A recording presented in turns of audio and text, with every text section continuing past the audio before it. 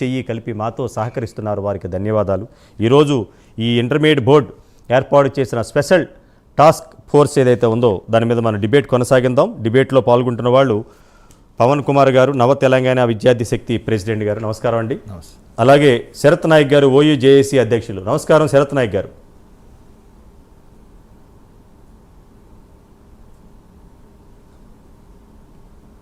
Okay.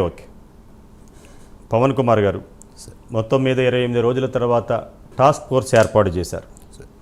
దాని guide lines చూస్తే అక్కడున్న deputy secretary, joint secretary, superintendent, ఈ వీళ్ళ ముగ్గురు ఏదైతే కాలేజీల్లో ఈ ఆన్లైన్ ఆఫ్లైన్ క్లాసులు జరుగుతున్నాయో ఆ జీవోలో సారాంశం కూడా యాజ్ పర్ ఇంటర్మీడియట్ బోర్డు నామ్స్ని వైలేషన్ చేస్తున్నారు. కాబట్టి ఈ టాస్క్ ఫోర్స్ని 2 కమిటీల కింద ఏర్పాటు చేసాం. ఆ యొక్క కమిటీలు కాలేజీలకు వెళ్ళి ఒక రిపోర్ట్ ఇమ్మంది, కానీ దానికి టైం బౌండ్ లేదు. ఇక్కడ కూడా అనుమానాలు వస్తున్నాయి. గత 28 రోజులుగా మనం ఒక కథనాలు చేస్తుంటే చైతన్యం తీసుకొచ్చాం, విద్యార్థి సంఘాలను ఏకం చేసాం, ప్రజా సంఘాలను ఏకం చేసాం. రాబోయే రోజుల్లో కుల సంఘాలు కూడా రాబోతున్నాయి. ఇది ఒక పెద్ద ఉద్యమంలా తయారవుతుంది. ఈ టైంలో మనం ముఖ్యమంత్రి రేవంత్ రెడ్డి, విద్యాశాఖ మంత్రి రేవంత్ రెడ్డి, హోంశాఖ కూడా రేవంత్ రెడ్డి.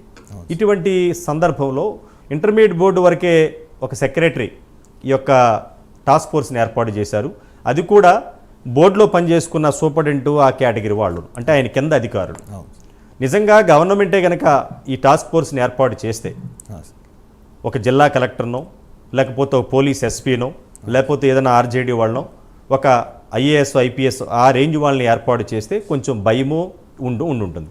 సరే, ఎనీవే మొత్తం మీద ప్రైమ్ 9 కథనాలకు తలొగ్గి ఒక టాస్క్ ఫోర్స్ని ఏర్పాటు చేశారు. దాంట్లో పెద్ద విధి విధానాలు ఇవ్వలేదు. ఎక్కడ సమ్మర్ క్లాసులు, ఆన్లైన్ క్లాసులు జరుగుతుంటే ఆ కాలేజీల్ని సస్పెండ్ చేయమని కూడా ఇవ్వలేదు. ఇంకా ఒక విచిత్రమైన సంఘటన, లాస్ట్ వార్డింగ్ ఏమని రాశారంటే, మీకు ఏదైనా అవసరం ఉందనుకుంటే జిల్లాలో ఉన్న డిఐఓలు హెల్ప్ తీసుకోమని రాశారు. అసలు డిఐఓలకి ప్రైమ్ 9 వేదికగా ఫోన్ చేస్తే ఫోన్ స్విచ్ ఆఫ్ చేస్తారు, విద్యార్థి సంఘ నాయకులు ఫోన్ చేస్తే ఫోన్ ఎత్తారు.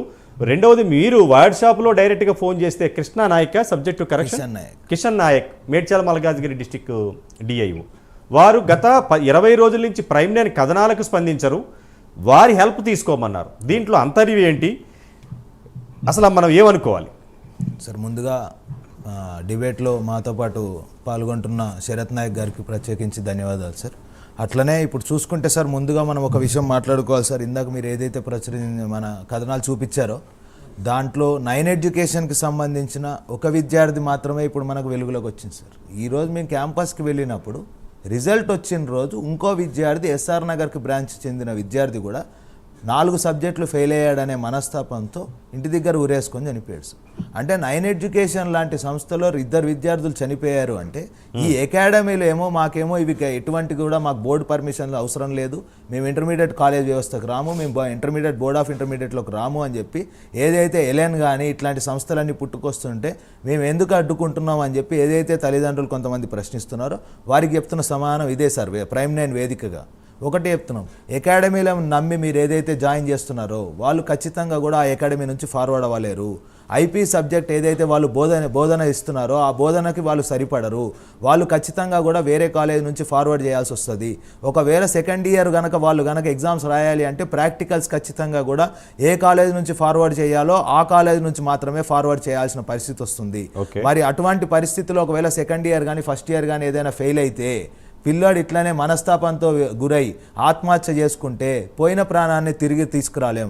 కాబట్టి ఇట్లాంటి అకాడమీస్ ఏవైతే అనాథరైజ్డ్గా పెట్టారో వీటన్నిటి మీద కూడా ఒక కమిటీ వేసి ఖచ్చితంగా వెంటనే కూడా వీటికి కూడా ఒక సెట్ ఆఫ్ రూల్స్ని అనుబంధించి వెంటనే కూడా ఈ ఎలెన్ 9 అకాడమీ, ఫిజిక్స్ వాలా ఇట్లాంటి సంస్థలు ఎన్నున్నా కూడా వీటన్నిటిని కూడా వెంటనే బహిష్కరించి తెలంగాణ వ్యాప్తంగా కూడా కేవలం ఇంటర్మీడియట్ కాలేజీలే ఉండాలి తప్ప ట్యూషన్ పాయింట్ల పేరుతో ఏదైతే రాబందుల్లాగా పీరుకు తినే నార్త్ కోటా నుంచి వచ్చే సంస్థలను ఏవి కూడా తెలంగాణ గడ్డ మీద మాత్రం రేపటి నుంచి మాత్రం 9 ఎడ్యుకేషన్ని కంప్లీట్గా కూడా బహిష్కరిస్తున్నాం.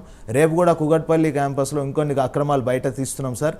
ప్రైమ్ 9 సాక్షిగానే రేపు కూడా వారు ఏదైతే మానసిక ఒత్తిడి కాదు సార్, డైరెక్ట్గా వాళ్ళు ఒక విద్యార్థిని చితకబాదిర్రు, పెన్నుతో పొడిచారు, ఆ సాక్ష్యాలతో సహా రేపు ఆ విద్యార్థులందరూ కూడా రోడ్డెక్కబోతున్నారు. 9 ఎడ్యుకేషన్కి ఈరోజు కొంతమంది విద్యార్థి సంఘాలు కూడా మా మిత్రులు కొంతమంది వెళ్తే బయట గుండాలను తీసుకొచ్చి బెదిరించే ప్రయత్నం చేస్తే వారికి తగిన శాస్తి అన్ని విద్యార్థి సంఘాలు కలిపి చేశాం. ఉన్న కార్పొరేట్ విద్యా సంస్థలకు కూడా ఒకటే హెచ్చరిస్తున్నాం సార్, గూండాయిజంతో కనుక విద్యార్థి సంఘాలను అణిచివేయాలని చేస్తే నైన్ ఎడ్యుకేషన్కి ఈరోజు ఏదైతే శాస్తి చూపించామో అదే శాస్తి కూడా ఉన్న కార్పొరేట్ కళాశాలకు అందరికీ కూడా తెలుస్తుంది సార్.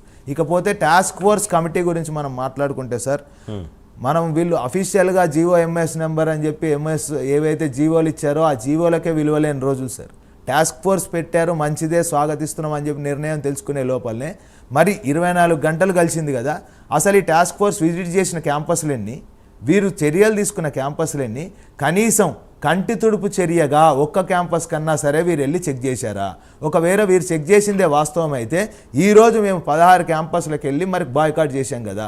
ఈ 16 క్యాంపస్ల విలువ ఒకవేళ మీకు సాక్ష్యాలు లేకపోతే ఎప్పుడైనా సరే ప్రైమ్ నైన్ సాక్షిగా మీరు పిలిస్తే ఎప్పుడైనా సరే మేము హైదరాబాద్ వ్యాప్తంగా ఎన్ని కాలేజీలు నడుస్తున్నాయి, ఎక్కడెక్కడ కాలేజీలు నడుస్తున్నాయి, ఏ క్లాసులు నడుస్తున్నాయి అని చెప్పి బహిరంగంగా చూపించడానికి సిద్ధం. వాటి మీద చిత్తశుద్ధితో మీరు చర్యలు తీసుకోవడానికి సిద్ధమా అని చెప్పి సూటిగా ఇంటర్మీడియట్ బోర్డుని ప్రశ్నిస్తున్నాం సార్. ఓకే. భరత్